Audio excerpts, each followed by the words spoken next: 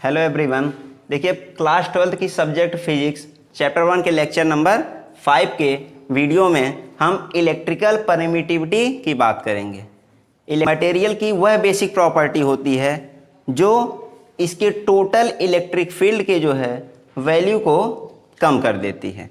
अब देखिए जैसे हम मान लेते हैं सपोज दैट कोई जो है आपकी applied electric field E not है, इसमें कोई मटेरियल हम ला के रख देते हैं। जब इसमें कोई मटेरियल ला के रखा जाता है तो ये पोलराइज होने लगता है, इस मटेरियल का पोलराइजेशन होने लगता है। और जब इस मटेरियल का पोलराइजेशन होने लगता है तो इस अप्लाइड इलेक्ट्रिक फील्ड के जो है कारण इसमें एक इलेक्ट्रिक फील्ड प्रोड्यूस होती है जिसकी डायरेक्शन हमेशा अप्लाइड फील्ड के अपोजिट में होती है। जब कोई मटेरियल किसी जो है इलेक्ट्रिक फील्ड में ला करके रखा जाता है तो यह मटेरियल पोलराइज्ड होने लगता है और इसी पोलराइजेशन के कारण इसमें एक इलेक्ट्रिक फील्ड प्रोड्यूस होती है जिसकी डायरेक्शन इस जो है applied electric field E not के हमेशा जो है अपोजिट होती है।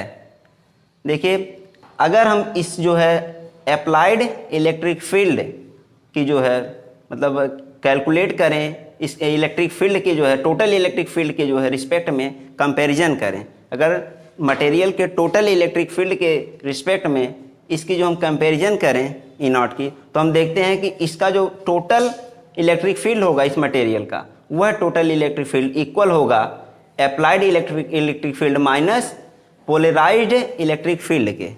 जो टोटल इलेक्ट्रिक फील्ड होगा मटेरियल का कैपिटल ई इक्वल टू हो जाएगा अप्लाइड इलेक्ट्रिक फील्ड माइनस इस जो पोलराइजेशन के कारण जो है प्रोड्यूस इलेक्ट्रिक फील्ड के। यहाँ पे हम कह सकते हैं कि जो टोटल इलेक्ट्रिक फील्ड है मटेरियल की, टोटल इलेक्ट्रिक फील्ड वो हमेशा जो है इसके अप्लाइड इलेक्ट्रिक फील्ड से लेस होती है। टोटल इलेक्ट्रिक फील्ड इस जो अप्लाइड इलेक्ट्रिक फील्ड से लेस होती है। तो यहाँ से इलेक्ट्रिकल परमिटिविटी क्या है? इलेक्ट्रिकल परमिटिविटी हम कह सकते हैं कि किसी जो है मटेरियल की वह प्रॉपर्टी है जिसके कारण वो टोटल इलेक्ट्रिक फील्ड को डिक्रीज कर देता है।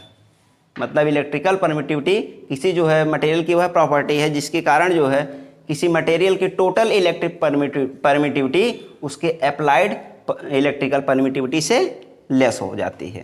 ठीक, इसकी देखिए हम डिफिनेशन कह सकते हैं, it is the property of a material due to which it opposes the external electric field passing through it due to electrical polarization. देखिए जो पोलराइजेशन के कारण जो इलेक्ट्रिसिटी या इलेक्ट्रिक फील्ड क्रिएट हो रही है, प्रोड्यूस हो रही है, उसकी डायरेक्शन हमेशा जो है इस अप्लाइड इलेक्ट्रिक फील्ड की डायरेक्शन के अपोजिट होती है। और यहाँ पर इसकी जो टोटल एक्सटर्नल इलेक्ट्रिक फील्ड या जो मटेरियल की टोटल इलेक्ट्रिक फील्ड ई है वह ई नॉट माइनस ई पी यानी अप्लाइड इलेक्ट्रिक फील्ड और पोलराइज्ड इलेक्ट्रिक फील्ड के जो है डिफरेंस के इक्वल होती है। यहाँ पे हम कह सकते हैं कि जो इस मटेरियल की total electric field capital E है ये अप्लाइड इलेक्ट्रिक फील्ड से हमेशा लेस होती है। किसके कारण? इस इलेक्ट्रिकल परमिटिविटी के कारण। अब देखिए नेक्स्ट टॉपिक हम पढ़ेंगे डाइलेक्ट्रिक कांस्टेंट के बारे में। डाइलेक्ट्रिक कांस्टेंट को हम के से डिनोट करते हैं। अगर हम किसी मटेरियल की हम इलेक्ट्रिकल परमिटिविटी एप्सिलॉन ले लें और फ्री स्पेस की इलेक्ट्रिकल परमिटिविटी एप्सिलॉन नॉट ले लें तो इन दोनों के रेशियो को ही हम डाइलेक्ट्रिक कांस्टेंट कहते हैं। डाइलेक्ट्रिक कांस्टेंट क्या है? किसी जो है मटेरियल के इलेक्ट्रिकल परमिटिविटी और फ्री स्पेस के इलेक्ट्रिकल परमिटिविटी के रेशियो के इक्वल होता है डाइलेक्ट्रिक कांस्टेंट। इसको हम के से डिनोट करते हैं और इसका एक दूसरा नाम हम दे सकते हैं एप्सिलॉन सफिक्स में आर, जिसको हम रिलेटिव इलेक्ट्रिकल परमिटिविटी कहते हैं। देखिए डाइलेक्ट्रिक कांस्टेंट है क्या? It is the ratio of electrical permittivity of a material to the electrical permittivity of free space. किसी जो है मटेरियल की इलेक्ट्रिक परमिटिविटी और किसी फ्री स्पेस की इलेक्ट्रिकल परमिटिविटी की रेशियो को हम डाइलेक्ट्रिक कांस्टेंट कहते हैं। इसको के से डिनोट करते हैं और इसका जो सेकंड नाम हम दे सकते हैं एप्सिलॉन सफिक्स में आर, मतलब रिलेटिव इलेक्ट्रिकल परमिटिविटी। देखिए इलेक्ट्रिकल परमिटिविटी को हम एक प्रकार से और डिफाइन कर सकते हैं कि अगर कोई फोर्स जो फ्री स्पेस में अप्लाई हो, अगर कोई दो चार्ज Q1 Q2 हो, उनके जो है बीच में कोई फोर्स जो है लग रहा हो और वह फोर्स वैक्यूम और एयर में हो, तो उसको F0 से डिनोट करेंगे। F0 = 1/4πε0 के Q1 Q2 अपान r² होगा। और अगर वही फोर्स किसी मीडियम में लग रहा हो, अगर वही फोर्स उन्हीं चार्जेस Q1 और Q2 के बीच में किसी मीडियम में लग रहा हो, तो उसको F सफिक्स में m से डिनोट करते हैं, और ये इक्वल टू हो जाएगा 1/4πε Q1 Q2 अपान r² के। अगर इन दोनों का हम रेशियो निकालें F0 upon Fm equal to हो जाएगा एप्साइलन अपान एप्साइलन नॉट के। अगर इसको हम इससे डिवाइड करें तो F0 upon Fm equal to हो जाएगा एप्साइलन अपान एप्साइलन नॉट के, जो कि इक्वल होगा K और एप्साइलन R के। अब देखिए हम कह सकते हैं कि किसी वैक्यूम और एयर में लगने वाला फोर्स तथा दो चार्जेस के बीच किसी मीडियम में लगने वाले फोर्स, इन दोनों के रेशियो को भी हम डाइलेक्ट्रिक कांस्टेंट और रिलेटिव इलेक्ट्रिकल एक्टिविटी परमिटिविटी कह सकते हैं। किसी जो है दो चार्जेस के लिए किसी वैक्यूम और एयर में लगने वाले फोर्स तथा उन्हीं चार्जेस के बीच में जो है किसी मीडियम में लगने वाले फोर्स के रेशियो को हम डाइलेक्ट्रिक कांस्टेंट और इलेक्ट्रिकल परमिटिविटी ऑफ रिलेटिविटी कहते हैं, यानी रिलेटिव इलेक्ट्रिकल परमिटिविटी कहते हैं। ठीक, अब इसके बाद नेक्स्ट टॉपिक हम पढ़ेंगे force between multiple charges. Force between multiple charges, और इस फोर्स बिटवीन मल्टीपल चार्जेस को हम सुपरपोजिशन प्रिंसिपल के जो है माध्यम से पढ़ेंगे। सुपरपोजिशन प्रिंसिपल क्या कहती है? देखिए, सुपरपोजिशन प्रिंसिपल मीन्स होता है कि अगर कोई चार्ज है और उस चार्ज पर कई चार्जों के कारण, जैसे मान लीजिए कोई चार्ज Q1 है, उस पर कई चार्ज जैसे Q2 Q3 Qn n term तक चार्जों के कारण अगर कोई फोर्स अप्लाई हो रहा है, तो आपका जो फोर्स का रिजल्टेंट होगा वह सभी चार्जेस के कारण लगने वाले फोर्स के वेक्टरली एडिशन के इक्वल होगा।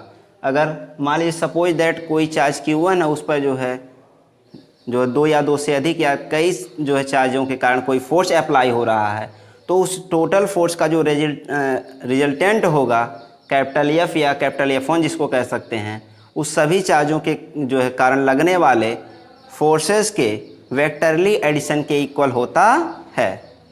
अब जैसे सपोज दैट हम मान लेते हैं कोई चार्ज Q1 है और इस चार्ज Q1 पर दो या दो से अधिक चार्ज जैसे Q2 Q3 Qn इतने चार्जों के कारण कोई फोर्स लग रहा है, और इस फोर्स Q1 पर, इस चार्ज Q1 पर जो लगने वाला फोर्स होगा उसका रिजल्टेंट इन सब चार्जों के कारण लगने वाले फोर्स के वेक्टरली एडिशन के इक्वल होगा। अब जैसे सपोज दैट मान लेते हैं चार्ज Q1 है और इस चार्ज Q1 पर कोई किसी चार्ज Q2 के कारण एक फोर्स लग रहा है, और बिकॉज ये जो है सेम चार्ज हैं तो एक दूसरे को रिपल करेंगे, इसमें रिपल्सन फोर्स होगा और यह फोर्स होगा vector F12। It means force on charge Q1 due to charge Q2।